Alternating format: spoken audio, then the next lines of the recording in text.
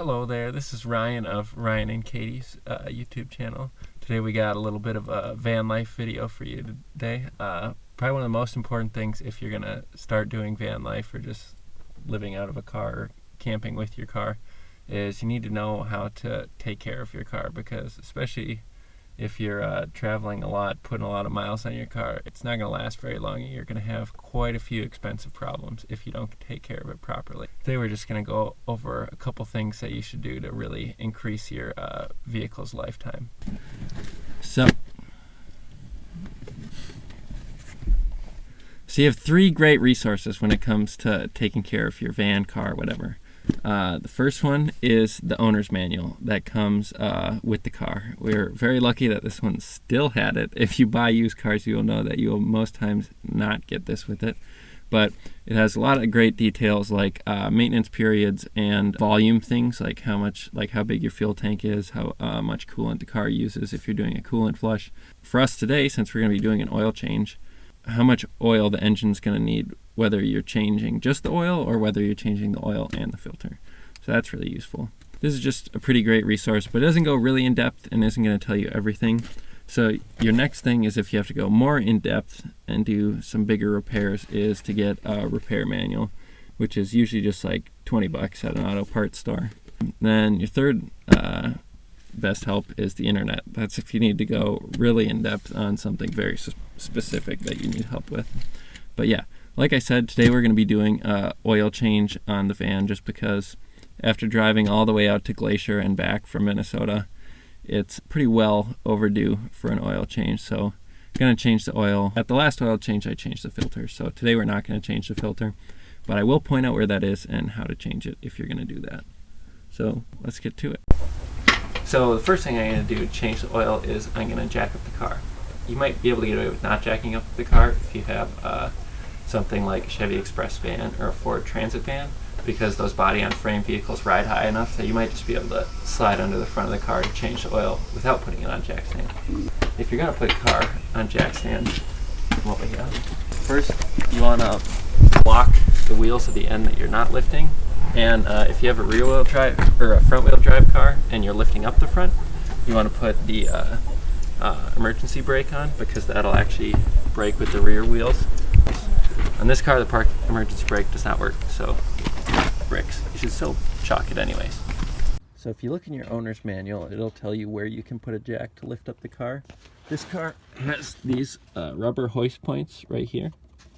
But since we're going to use a jack, I don't like these hoist points because the sill they're on, this usually rusts out first and you end up punching a hole through the lower panel of your car. So on unibody or whatever you call this, like this is like a fake frame rail. So this is pretty solid. So this is where I'm going to put the jack and the jack stand to lift the car up so that I can get underneath so I can change the oil.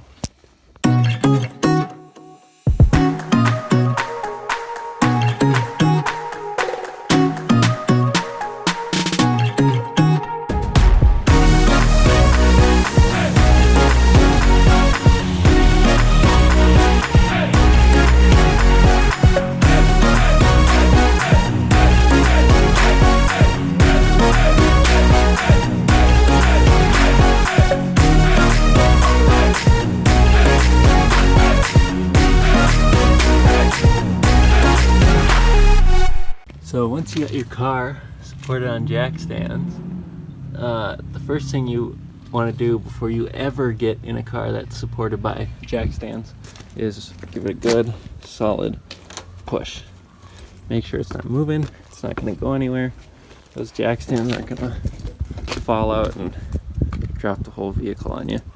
Sometimes if you, are doing something a little sketchy, don't really trust it, it's always a good idea to throw like a rim or something under there, either under one of the tires or under the frame, so that it can't fall on you and squish you if something were to fail. But these are two 6-ton jack stands. I'm not too worried about it, and they're not even extended, they're just sitting on the frame. So I got my tools, got a drain pan and then some wrench sizes. I can't remember if it's either a 1/2-inch drain plug or 10mm drain plug. It's always different. Okay, so if you're trying to identify your oil pan, this is mine right here. The best way to do it is if you're looking at the car. So just got under the front here. Oh, hi there. Hey. You got a couple different things going on here. So this is a front-wheel drive car, and all front-wheel drive cars have transversely mounted engines. And so you have the oil pan here, but then you have the transmission oil pan right here. There's no drain plug on this. At least I don't think there is. Yeah, there's no drain plug on this. You don't really change that oil all that often, if ever, if you believe in that kind of thing. But, so we have the engine drain pan right here. You can see I scraped it on the ground a couple times. And that's our drain bolt right there. Some of you might have a couple different ones, so you can pick which way the oil's going to shoot when you take it off.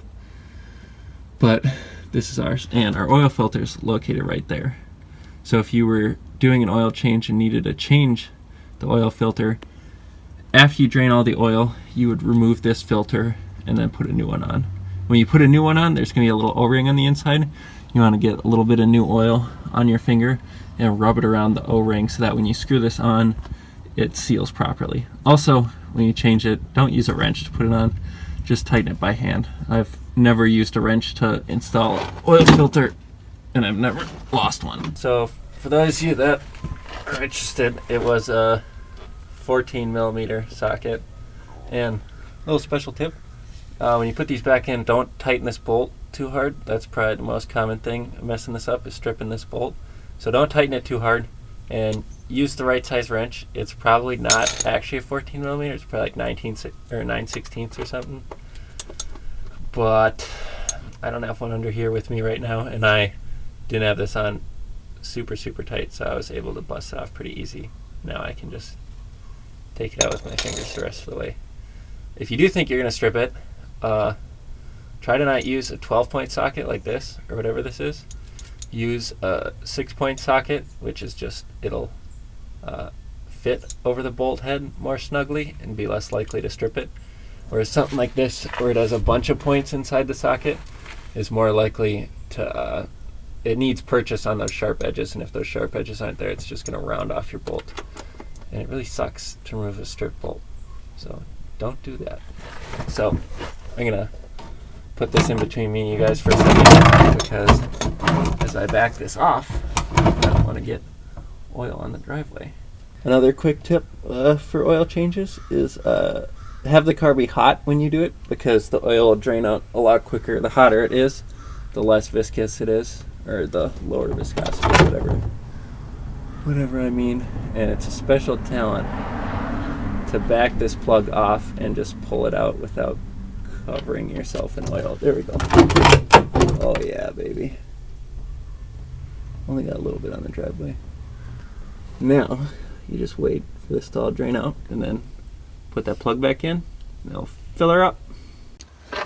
It has pretty much stopped dripping. We're going to put the drain bolt back in.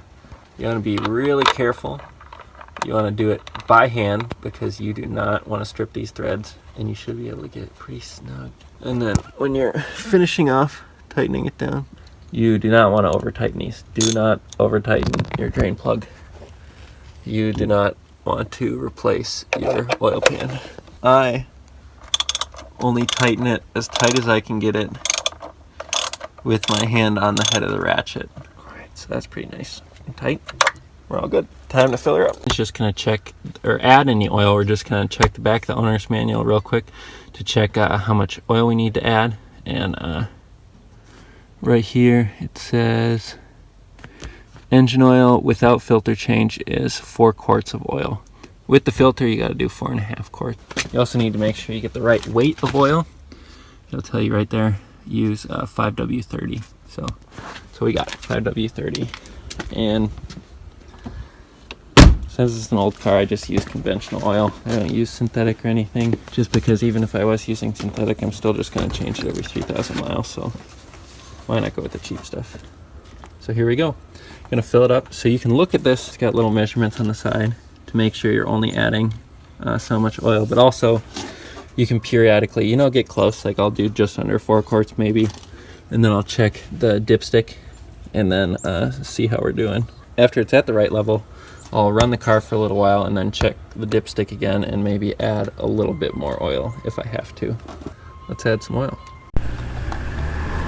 Always use a clean funnel when you're doing this. You don't want to get any crud into the engine. Also, quick pro tip, when you're pouring, whether it's coolant or oil, things you generally want to have control over the flow and not drop it in the rest of the engine compartment. It's nice if you pour from the side like this, because then you're less likely to get bubbles. That'll make the stream slosh back and forth.